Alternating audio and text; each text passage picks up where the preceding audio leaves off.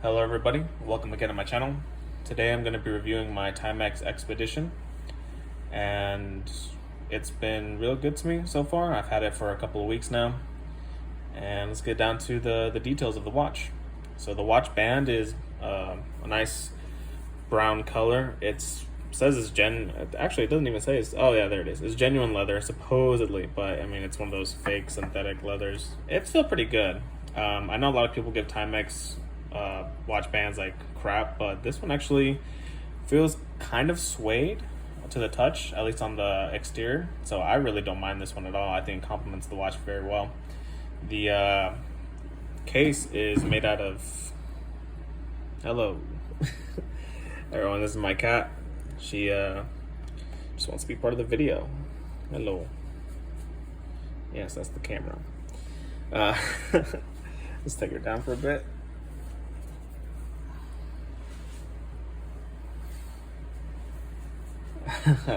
Anyway, the case is made out of brass, and it's kind of polished. That's not polished, it's like coated with a silver material.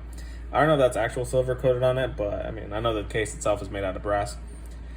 The dial is a nice cream color. I really like the color of it. It's a nice contrast with the silver, and the luminescence on the hours and minute hands actually is pretty bright. When I took it to the theaters, I could actually see what time it was on my watch. So I was like, hey, this isn't bad. This is pretty good illumination on it. The water resistance is 50 meters, which basically just means you can splash it, but I wouldn't really go diving with it. I do have a dive watch that I will review in another video, but for now I'd say this is like good for wash your hands, but don't really get it submerged in water. I wouldn't recommend it. But yeah, I mean, it's the first and only Timex that I own. I've given some Timexes to other members of my family, but this is the one that I decided to try it out and kind of review it for myself. And it's been really good. It's a quartz movement, so it's not mechanical, but I mean, it tells time. I know people tend to complain about how loud the ticking is for most Timexes, but honestly, if you're a busy person, you'll never notice it. I only notice it when I'm like trying to hear it, but I don't think it's one of those things where you should really complain too much about it. And plus, this watch was like, you can get it for like $40 to $50, so a little ticking isn't going to be that much of a mood killer. But the aesthetics I think this looks like a fantastic field watch. It definitely, for me, it looks more than it actually is worth.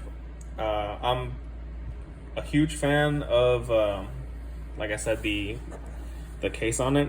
It looks like it's a matte finish, which I really like.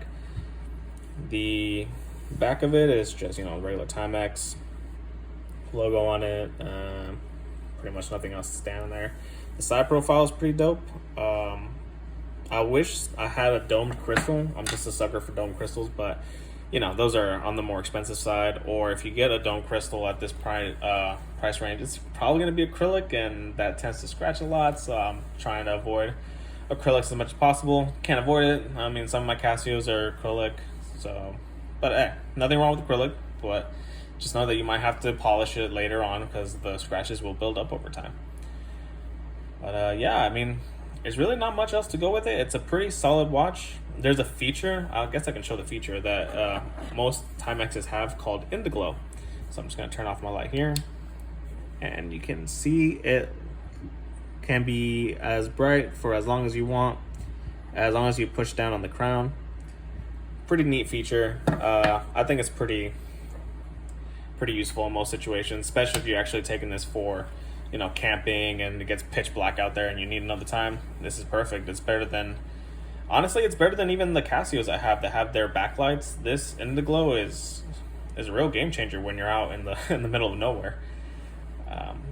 Yeah, I mean, overall, pretty solid watch. Not a bad buy. If you're into the field watch aesthetic, this is a pretty good option.